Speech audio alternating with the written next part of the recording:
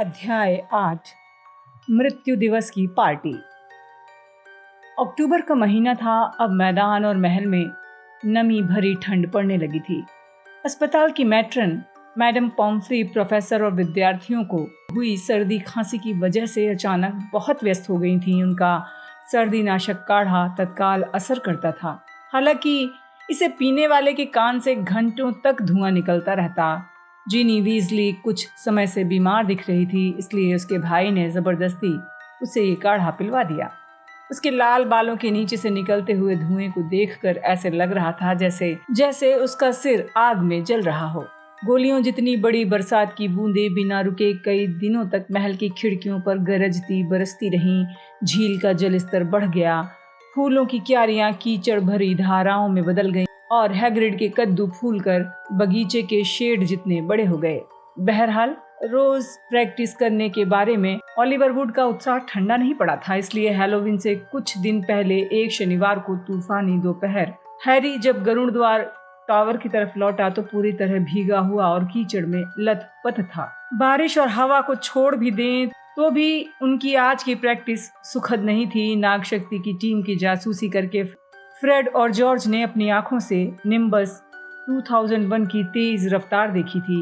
उन्होंने खबर दी कि नाग शक्ति की टीम 7 हरे झुंकों की तरह दिख रही है और उसके खिलाड़ी हवा में गोली की रफ्तार से उड़ते हैं। गरुड़ द्वार टावर का भूत लगभग सिर कटानिक दुखी होकर खिड़की से बाहर देख रहा था और बुदबुदाता जा रहा था। उनकी शर्तों को पूरा नहीं करता अगर आधा इंच। हेलो निक, हैरी ने कहा। हेलो हेलो, लगभग सिर कटे निक ने चौंक कर चारों तरफ देखते हुए कहा। उसने अपने लंबे घुंघराले बालों पर पंख वाला फैशनेबल हैट पहन रखा था।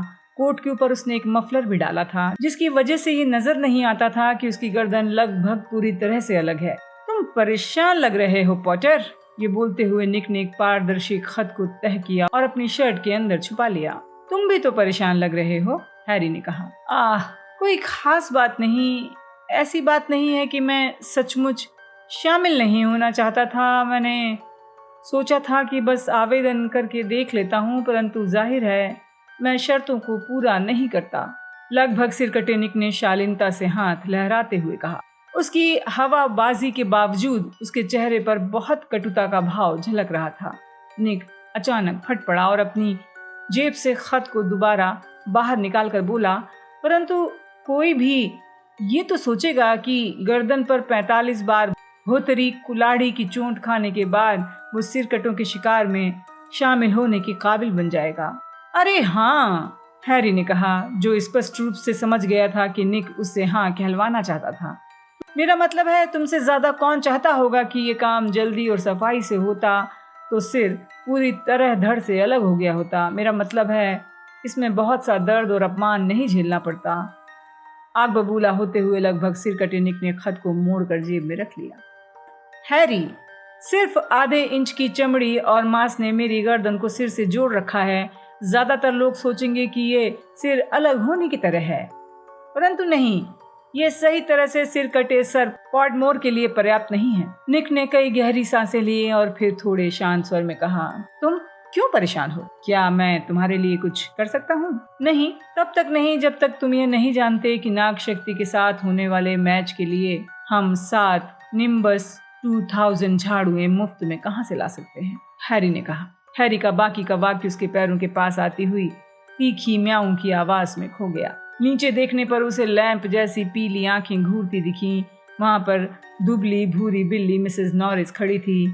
चौकीदार ऑर्गस फिल्च विद्यार्थियों के खिलाफ अंतहीन युद्ध में इस बिल्ली का उपयोग अपनी सहयोगी के रूप में करता था। निक ने जल्दी से कहा, बेहतर होगा तुम यहाँ से चले जाओ। फिल्च का मूड ठीक नहीं है, उसे सर्दी हो गई है। 3rd ईयर के कुछ विद्यार्थियों ने दुर्घटनावश 5वें तहखाने की छत में हर तरफ मेढक के भेजे चिपका दिए थे। वो सुबह से सफाई कर रहा है। अगर वो देखेगा कि तुम पूरे महल में कीचड़ टपका रहे हो तो ठीक है, हैरी बोला और मिसेस नॉरिस की दोषी ठहराने वाली दृष्टि से दूर हट गया। परंतु उसे थोड़ी देर हो गई।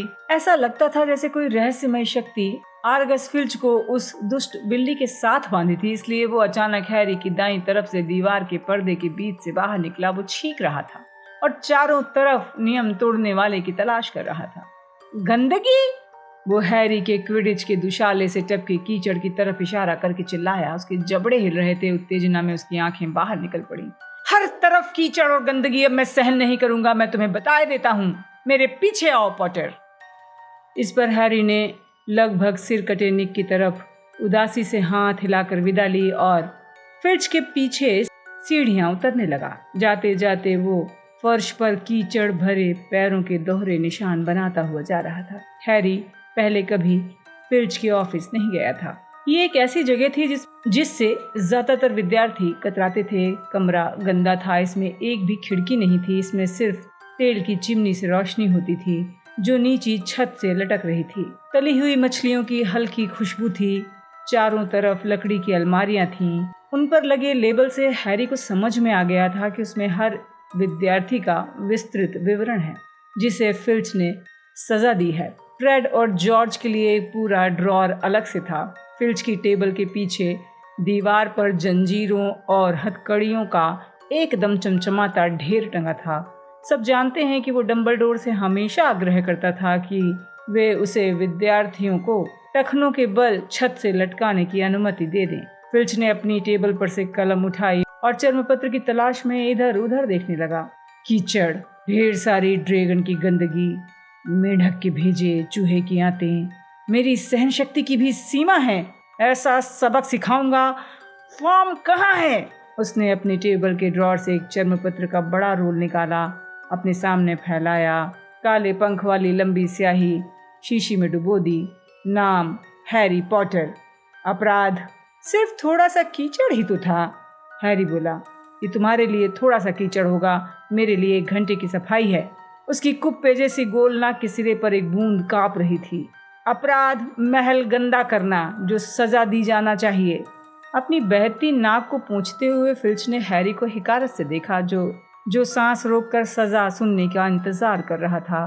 परंतु जैसे ही फिल्च ने अपनी कलम नीचे की, ऑफिस की छत पर एक जोरदार धमाका हुआ जिससे तेल की चिमनी थरथरा कर आवाज करने लगी।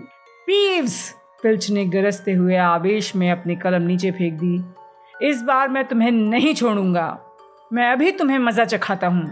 और हैरी की तरफ पलट कर देखे बिना फिल्च नंगे पैर ही ऑफिस से बाहर निकला।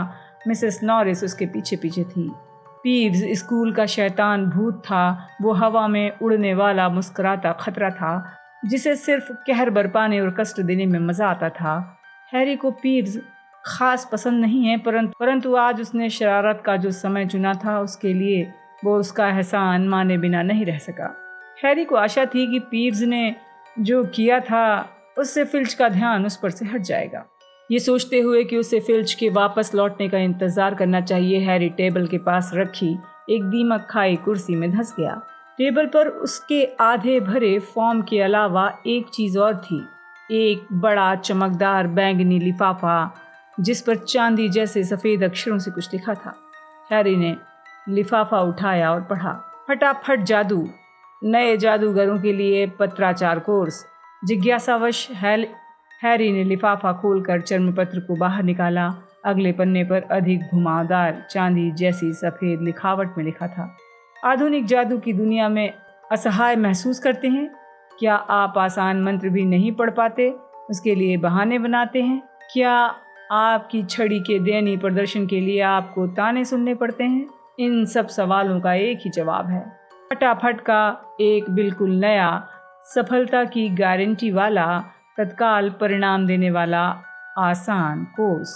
मंत्रमुग्ध होकर हैरी ने लिफाफे के बाकी चर्मपत्र भी पलटे। आखिर फटाफट जादू का कोर्स फिल्च क्यों करना चाहता था? इसका मतलब ये है कि उसे जादू नहीं आता। हैरी का पहला सबक अपनी छड़ी पकड़ना। पढ़ ही रहा था कि तभी बाहर से आते कदमों की आहट सुनकर वो समझ गया कि फिल्च लौट रहा है। चर्मपत्र को फिर लिफाफे में डालते हुए हैरी ने उसे वापस टेबल पर फेंक दिया कि तभी दरवाजा खुला। फिल्च विजयी मुद्रा में था। वो अदृश्य होने वाली अलमारी बहुत कीमती थी।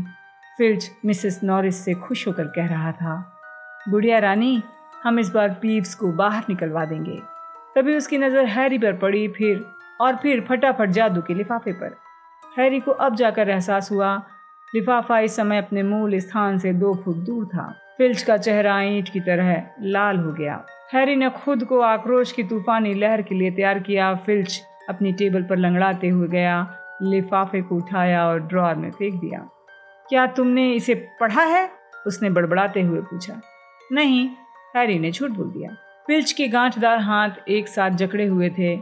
मुझे लगता है कि तुमने मेरी व्यक्तिगत चिट्ठी पढ़ी है, वैसे ये मेरी नहीं है, एक दोस्त के लिए है। बहरहाल, हैरी उसकी तरफ दहशत से घूर रहा था। फिल्च को उसने इतने गुस्से में कभी नहीं देखा। बहुत अच्छा, जाओ और एक भी शब्द मत बोलना। ऐसी बात नहीं है कि बहरहाल अगर तुमने उसे नहीं पढ़ा है तो जाओ, अब जाओ, मुझे पीप्स की रिपोर्ट लिखना है, जाओ।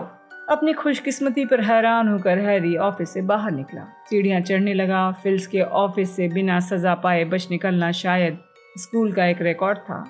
हैरी, हैरी, क्या इससे काम बन गया? लगभग सिर कटाने तैरते हुए क्लासरूम से बाहर आया। उसके पीछे हैरी उस बड़ी काली सुनहरी अलमारी के अवशेष देख सकता था जिसे बहुत ऊंचाई से गिराया गया था। मैंने पीप्स को तैयार कर लिया कि वो इसे फिल्च के ऑफिस के ठीक ऊपर पटक दे, निक ने उत्सुकता से कहा। मैंने सोचा उसका ध्यान बढ़ जाएगा। ये काम तुमने किया था?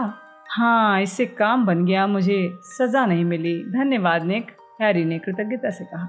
वे दोनों इकट्ठे गलियारे में ऊपर चल दिए। हैरी ने देखा लगभग सिर कटाने अब भी पैट्रिक की अस्वीकृति का खत थामे था। हैरी ने कहा, काश सिरकटों के शिकार में मैं तुम्हारी मदद कर सकता। सिरकटानिक अचानक अपनी जगह पर रुक गया, जिस वजह से हैरी उसके बीच से होते हुए गुजर गया। वो सोच रहा था कि काश ऐसा नहीं हुआ होता। उसे ऐसा लगा जैसे उसने बर्फीली फुहार पर कदम रख दिया हो।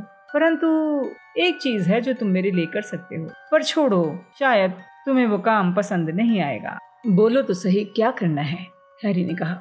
देखो, इस हैलोवीन पर मेरा 500वां मृत्यु दिवस है, लगभग सरकटे निक ने कहते हुए अपना सिर ताना और सम्मानित दिखने की कोशिश की। ओह, हैरी तय नहीं कर पा रहा था कि उसे खुश दिखना है या दुखी। मैं बड़े तहखाने में पार्टी दे रहा हूँ, इसमें भाग लेने के लिए पूरे देश से मेरे दोस्त आएंगे। अगर तुम इसमें आ सको तो मेरे लिए सम्मान की बात होगी। मिस्टर वीजली और मिस ग्रेंजर का भी बहुत स्वागत है। मुझे लगता है कि तुम शायद स्कूल की दावत में जाना ज्यादा पसंद करोगे। उसने हैरी को बेचैनी से देखा। नहीं, मैं तुम्हारी पार्टी में जरूर आऊंगा। मेरा प्यारा हैरी, मेरे मृत्यु दिवस की पार्टी में हैरी पॉटर आएगा। और रोमांचित होते हुए वो झिझका। क्या तुम्हें लगता है कि तुम सर पैट्रिक से ये जिक्र कर सकते हो कि तुम्हारी नजरों में मैं कितना भयावह और प्रभावशाली हूँ? क्यों नहीं, हैरी बोला। लगभग सिर कटाने उसकी तरफ देखकर मुस्कुराया। मृत्यु दिवस की पार्टी? हरमाइनी ने उत्सुकता से पूछा। जब हैरी आखिरकार कपड़े बदलकर हॉल में रॉन और हरमाइनी के पास बैठा था। मैं शर्त लगा सकती हूँ कि ऐसे बहुत कम लोग जीवित होंगे जो ये कह सकते हैं कि वो ऐसी किसी पार्टी में गए हैं। ये बहुत जबरदस्त अनुभव होगा। कोई अपनी मौत वाले दिन जश्न क्यों मनाना चाहता है? रॉन ने कहा, जो अपने जादुई काढ़े के होमवर्क को आधा निपटा चुका था और चिड़चिड़ा रहा था। मुझे ये बहुत दुखद लगता है। बारिश अब भी खिड़कियों पर कोड़े बरसा रही थी जो स्याही की तरह काली थी, परंतु भीतर का माहौल चमकदार और खुशनुमा था। आग की रोशनी अनगिनत गद्देदार कुर्सियों पर चमक रही थी, जहाँ विद्यार्थी बैठकर पढ़ रहे थे, बातें कर रहे थे, होमवर्क कर रहे थे। फ्रेड और जॉर्ज वीजली ये पता लगाने की कोशिश कर रहे थे कि आग में रहने वाली सेलेमेंडर नामक छिपकली को फिलिबस्टर पटाखे खिलाने पर क्या होता है। फ्रेड ने आग में रहने वाली एक सुनहरी चमकदार छिपकली को जादुई प्राणियों की देखभाल की क्लास से बचा लिया था, और अब ये छिपकली एक टेबल के पास आराम से सुलग रही थी, जिसके चारों तरफ उत्सुक विद्यार्थी जमा थे। हैरी, रॉन और हरमाइनी को फिल्च के फटाफट जादू कोर्स के बारे में बताने ही वाला था कि छिपकली अचानक हवा में सनसनाने लगी और कमरे में अंधाधुंध घूमते हुए जोरदार धमाकों के साथ चिंगारियां निकालने लगी। पर्सी, फ्रेड और जॉर्ज पर इतनी बुरी तरह चीखा कि उसका गला बैठ गया। छिपकली के मुंह से नारंगी सितारों की भव्य बरसात हो रही थी। जब छिपकली धमाका करते हुए दोबारा आग में गई तो हैरी के दिमाग से फिल्च और फटाफट जादू का लिफाफा दोनों ही निकल गए। हैलोवीन का दिन आया तो हैरी को मृत्यु दिवस की पार्टी में जाने की जल्दबाजी में किए गए अपने वादे पर अफसोस हो रहा था। बाकी का स्कूल खुश होकर हैलोवीन के जश्न का इंतजार कर रहा था। बड़े हॉल को हर बार की तरह जिंदा चमगादड़ों से सजाया गया था। हैग्रिड के बड़े कद्दुओं को लालटेन के आकार में काटा गया था। ये कद्दू इतने बड़े थे कि 3 लोग उसमें एक साथ बैठ सकते थे। वायदा आखिर वायदा होता है। हरमाइनी ने निर्णायक अंदाज में हैरी को याद दिलाया। तुमने वादा किया था कि तुम मृत्यु दिवस की पार्टी में जाओगे। इसलिए 7 बजे हैरी, रॉन, हरमाइनी खचाखच भरे बड़े हॉल तक जाने वाले दरवाजे के पास से होते हुए निकले। सुनहरी प्लेटें और मोमबत्तियों से चमकता हॉल उन्हें ललचा रहा था। सरकटेनिक की पार्टी तक ले जाने वाले गलियारे में भी मोमबत्तियों की कतारें थीं, परंतु इनका प्रभाव दुख भरा था। यहाँ पर धीरे धीरे छोटी होती लंबी पतली बिल्कुल काली मोमबत्ती थी जो नीली रोशनी फेंक रही थी। इस मध्यम भुतहा रोशनी में उनके जीते जागते चेहरे भी भूतों जैसे लग रहे थे। उनके उठाए हर कदम के साथ तापमान कम हो रहा था। जब हैरी कांपा और उसने अपने दुशाले को कसकर अपने चारों तरफ लपेटा तो ऐसा लगा जैसे किसी बड़े ब्लैक बोर्ड को 1000 नाखूनों से छीला जा रहा है। क्या यही इन लोगों का संगीत है? रॉन फुसफुसाया। एक मोड़ पर मुड़े और उन्होंने लगभग सिरकटेनिक को दरवाजे पर खड़े देखा, जिस पर काले मखमली पर्दे लगे थे। प्रिय दोस्तों, स्वागत है, स्वागत है। खुशी हुई आपने आने का समय निकाला। उसने अपना पंखों वाला हैट उतारा और सिर झुकाकर अभिवादन कर उन्हें अंदर आमंत्रित किया। अवश्य सामने अविश्वसनीय दृश्य था। तहखाना सैकड़ों पारदर्शी और मोती की तरह सफेद भूतों से भरा था। इनमें से ज्यादातर भीड़ भरे डांस फ्लोर पर 30 संगीतमयी कुल्हाड़ियों की भयानक कांपती धुन पर नाच रहे थे। उन्हें ऐसा लग रहा था जैसे वो किसी फ्रीजर में घुस गए हैं। हम लोग चारों तरफ घूम लें, हैरी ने सुझाव दिया, क्योंकि वो अपने पैर गर्म करना चाहता था। ध्यान रखना, किसी भूत के बीच से मत निकल जाना, रॉन ने कहा। इसके बाद वे डांस फ्लोर के किनारे चलने लगे। रास्ते में कई दृश्य दिखे। भूत खूनी नवाब को बाकी भूत थोड़ा ज्यादा महत्व दे रहे थे। अरे नहीं, वापस मुड़ो, वापस मुड़ो, मैं मायूस मीना से बात नहीं करना चाहती, हरमाइनी अचानक रुकते हुए बोली। जैसे ही वो तेजी से पलटे, हैरी ने पूछा, कौन? वो पहली मंजिल पर लड़कियों की बाथरूम में रहती है, हरमाइनी बोली। बाथरूम में रहती है? हाँ, उसमें कोई नहीं जाता क्योंकि वो उसमें तूफान मचाती रहती है और पानी का सैलाब लाती रहती है। अगर मेरा बस चले तो मैं कभी न जाऊं। जब वो चिल्ला रही हो तो बाथरूम जाने की कोशिश करना भयानक है।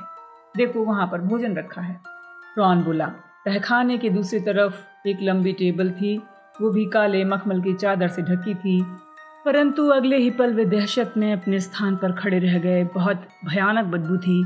चांदी की सुंदर प्लेटों में बड़ी बड़ी मछलियां सजी थीं। जले हुए कोयले की तरह काले बहुत से केक थालियों में रखे थे। कीड़ों से तैयार व्यंजन भी रखा था। मखमली हरी फफूंद से ढका चीज खंबे की तरह खड़ा था और सबसे महत्वपूर्ण स्थान पर कब्र के पत्थर जैसे आकार का एक विशाल भूरा केक रखा था, जिस पर डामर जैसी आइसिंग से लिखा था, सर निकोलस डे मिम्सी पॉपिंगटन, मृत्यु 31 अक्टूबर 1492। हैरी ने आश्चर्य से देखा। एक मोटा भूत टेबल के पास आया, नीचे झुका और उस पर से होता हुआ गुजर गया। उसने अपना चौड़ा मुंह खोल रखा था ताकि वो एक बदबूदार मछली के आर पार होकर गुजरे। हैरी ने उससे पूछा, इसके पार जाते समय क्या आपको स्वाद आता है? लगभग, भूत ने दुख भरे स्वर में कहा और दूर चला गया। मुझे लगता है उन्होंने इसकी तेज बदबू के लिए इसे सड़ाया होगा, हरमाइनी ने समझदारी से बोलते हुए अपनी नाक पर हाथ रखा और कीड़ों के बदबूदार व्यंजन को देखने के लिए उसके करीब गई। चलो वापस चले, मेरा जी मचल रहा है, रॉन बोला। बहरहाल वे अभी मुड़े भी नहीं थे कि एक नाटा भूत उनके सामने बीच हवा में आकर रुक गया। हेलो पीव्स, हैरी सावधानी से बोला। आसपास के बाकी भूतों के विपरीत पीव्स पीला और पारदर्शी नहीं था। उसने एक चमकीला नारंगी पार्टी हैट और बो टाई पहन रखी थी। उसके चौड़े और दुष्ट चेहरे पर एक कुटिल मुस्कान तैर रही थी। अपनी आंखों को नचाते हुए पीव्स बोला, तुम्हें बेचारी मीना के बारे में बात करते सुना। तुम लोग उसके बारे में बड़ी बुरी बातें बोल रहे थे। उसने एक गहरी सांस ली और चीखा, ओए मीना! नहीं पीव्स, उसे मत बताना मैंने क्या कहा, वो सचमुच बुरा मान जाएगी। मेरा मतलब है मैं उसकी हरकतों का बुरा नहीं मानती। आह, हेलो मीना। एक गोल मटोल लड़की हवा में तैरते हुए उनके पास आ गई। उसका चेहरा बहुत उदास था। हैरी ने आज तक इससे ज्यादा उदास चेहरा नहीं देखा था। क्या है, क्या है? उसने उदासी से पूछा। तुम कैसी हो मीना? हरमाइनी ने अपनी आवाज में बनावटी उत्साह भरते हुए पूछा। तुम्हें बाथरूम से बाहर देखकर अच्छा लग रहा है। मीना नाक से सूं सूं की आवाज निकाल कर सिसकी। मिस ग्रेंजर अभी तुम्हारे बारे में बात कर रही थी। पीव्स ने मीना के कान में चुपके से कहा। सिर्फ ये कह रही थी कि आज तुम बहुत अच्छी दिख रही हो। हरमाइनी ने पीव्स को गुस्से से घूरते हुए कहा। मीना ने हरमाइनी को शंका की निगाहों से देखा। तुम मेरा मजाक उड़ा रही हो, वो बोली। उसकी छोटी पारदर्शी आंखों में चांदी जैसे आंसू तेजी से उमड़ गए। नहीं, मैंने बस ये कहा था कि मीना अच्छी दिख रही है। हरमाइनी ने बोलते हुए हैरी को जमकर कोहनी मारी। अरे हाँ, इसने यही कहा था। मेरे सामने झूठ मत बोलो, मीना ने तेजी से सांस खींचते हुए कहा। तुम्हें क्या लगता है मैं नहीं जानती लोग मेरी पीठ पीछे मुझे क्या कहते हैं? मोटी मीना, बदसूरत मीना, दुखी, रोतली, उदास मीना। तुम वहां से वाली बात तो कहना भूल ही गई। पीव्स उसके कान में फुसफुसा कर बोला। मायूस मीना दर्द भरी सिसकारियां भरते हुए बिलखने लगी और तहखाने के बाहर चली गई। पीव्स उसके पीछे पीछे गया, उस पर फफूंद लगे मूंगफली के दाने मारने लगा और चिल्लाता जा रहा था, मुहासे वाली मीना, मुहासे वाली मीना। हे भगवान, हरमाइनी ने दुखी स्वर में कहा। लगभग सिरकटा निक भीड़ में तैरता हुआ उनकी तरफ आ रहा था। मजा आ रहा है? अरे हाँ, उन्होंने झूठ बोला। काफी लोग आए हैं, लगभग सरकटे निक ने गर्व से कहा। रोतली विधवा तो कैंट से चलकर आई है। अब मेरे भाषण का वक्त हो गया है। बेहतर होगा मैं जाकर आर्केस्ट्रा को बता दूं। बहरहाल ये बताने की नौबत नहीं आई, क्योंकि आर्केस्ट्रा ने उसी पल संगीत बजाना बंद कर दिया और वे तहखाने में मौजूद सब लोग खामोश हो गए। वो रोमांचित होकर चारों तरफ देखने लगे, क्योंकि उन्हें शिकार करने वाला बिगुल सुनाई पड़ रहा था। ओह, तो वो लोग आ गए, लगभग सिरकटे निक ने कटुता से कहा। तहखाने की दीवार को चीरते हुए 1 दर्जन घोड़ों के भूत अंदर आए। हर घोड़े पर एक सिरकटा घुड़सवार था। उपस्थित जन समुदाय ने जोरदार ताली बजाई। हैरी ने भी बजाई, परंतु निक के चेहरे को देखकर वो रुक गया। घोड़े सरपट दौड़ते हुए डांस फ्लोर तक गए, फिर अचानक पिछले पैरों पर खड़े हो गए। घुड़सवारों में सबसे आगे वाला भूत बिगुल बजा रहा था, जिसका दाढ़ी भरा सिर उसकी बाह में दबा था। वो नीचे उतरा, उसने सिर को हवा में उठाया ताकि भीड़ देख सके। फिर उस भूत ने लगभग सिरकटे निक की ओर कदम बढ़ाए। रास्ते में उसने अपने सिर को अपनी गर्दन पर लगा लिया। वो गरजा, निक, तुम कैसे हो? तुम्हारा सिर अभी भी वहीं लटका हुआ है? उसने जोरदार ठहाका लगाया और लगभग सिरकटे निक का कंधा थपथपाया। निक ने सख्त लहजे में कहा, स्वागत है पैट्रिक। अरे, यहाँ पर तो जिंदा लोग भी हैं। सर पैट्रिक ने हैरी, रॉन और हरमाइनी की तरफ देखते हुए कहा, कृपया सब लोग ध्यान दें, मेरे भाषण का समय हो गया है। लगभग सिरकटे निक ने जोर से कहा। वो मंच पर बर्फीली नीली स्पॉटलाइट में खड़ा हो गया। मृत, शोक संतप्त देवियों और सज्जनों, ये कहते हुए मुझे दुख हो रहा है, परंतु किसी ने इसके आगे नहीं सुना। सर पैट्रिक और सिरकटे शिकारियों ने सिरों की हॉकी का खेल शुरू कर दिया और भीड़ उन्हें देखने लगी थी। हैरी को बहुत ठंड लग रही थी और साथ ही भूख भी। अब मुझसे और सहन नहीं होगा, रॉन किटकिटाते दांतों के बीच बुदबुदाया। चलो चलते हैं। हैरी ने उसकी बात मान ली। वे दरवाजे की तरफ चल दिए। रास्ते में वे अपनी ओर देखने वाले हर भूत की तरफ अपना सिर हिलाकर अभिवादन करते और मुस्कुराते जा रहे थे। 1 मिनट बाद वे काली मोमबत्तियों भरे गलियारे में तेजी से वापस लौट रहे थे। रॉन ने कहा, अब तक स्कूल के जश्न की पुडिंग खत्म नहीं हुई होगी। तभी हैरी को सुनाई पड़ा, टुकड़े टुकड़े कर डालो, काट डालो, मार डालो। ये वही आवाज़ थी जो ठंडी और खूंखार थी, जो उसने लॉकहार्ट के ऑफिस में सुनी थी। वो रुक गया। उसने पत्थर की दीवार का सहारा लिया और कान लगाकर पूरी ताकत से सुना। वो धीमी रोशनी वाले गलियारे में ऊपर और नीचे चारों तरफ हड़बड़ी में देखता जा रहा था। हैरी, तुम क्या? फिर वही आवाज़ सुनाई दे रही है, 1 मिनट चुप रहो। बहुत भूखा हूँ, बहुत लंबे समय से। मार डालो, मारने का समय है। आवाज़ धीमी होती जा रही थी। हैरी को लगा कि वो दूर होती हुई ऊपर उठ रही है। अंधेरी छत की तरफ देखते हुए वो बुरी तरह भयभीत और रोमांचित हो गया। कोई ऊपर कैसे जा सकता है? क्या कोई भूत था जो पत्थरों की दीवार को चीर कर जा सकता था? इस तरफ वो चिल्लाया और सीढ़ियों पर चढ़कर प्रवेश द्वार की तरफ भागने लगा। वहां पहुंचकर उसे कुछ सुनाई देने की कतई उम्मीद नहीं थी। बड़े हॉल में हैलोवीन का जश्न चल रहा था। हैरी पहली मंजिल तक जाने वाली संगमरमर की सीढ़ी पर लपका। रॉन और हरमाइनी पीछे पीछे धड़ाधड़ चढ़ गए। हैरी, हम क्या? श्श! हैरी ने अपने कानों पर जोर डाला। उसे ज्यादा धीमी होती हुई आवाज सुनाई दी। मुझे खून की गंध आ रही है, मुझे खून की गंध आ रही है। उसका दिल धक रह गया। वो किसी को मारने वाला है, वो किसी को मारने वाला है, वो चिल्लाया। रॉन और हरमाइनी के परेशान चेहरों को नजरअंदाज कर वो एक बार में 3 सीढ़ियां फांदते हुए ऊपर की ओर लपका। हैरी लपकते हुए दूसरी मंजिल में चारों तरफ घूमा। रॉन और हरमाइनी उसके पीछे हाँफते हुए भाग रहे थे, तब तक नहीं रुके जब तक आखिरी वीरान गलियारे के मोड़ पर नहीं मुड़ गए। हैरी, ये सब क्या है? मुझे कुछ सुनाई नहीं दिया, रॉन ने अपने चेहरे का पसीना पोंछते हुए कहा। परंतु हरमाइनी ने गलियारे की तरफ इशारा किया, जोर से सांस खींची। देखो!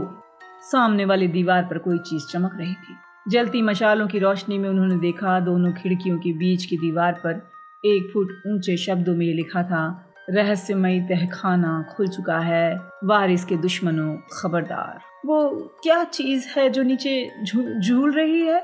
रॉन ने कहा। उसकी आवाज कांप रही थी। वो पास पहुंचे तो हैरी फिसलते फिसलते बचा, क्योंकि फर्श बहुत गीला था। रॉन और हरमाइनी ने उसे पकड़कर गिरने से बचाया। फिर वो धीमे धीमे संदेश की तरफ खिसके। उनकी आंखें मशाल के नीचे एक अंधेरी छाया पर गड़ गईं। उन तीनों को एक साथ ये एहसास हुआ कि वो क्या चीज थी, और वे छप से पानी उड़ाते हुए कूदकर पीछे हट गए।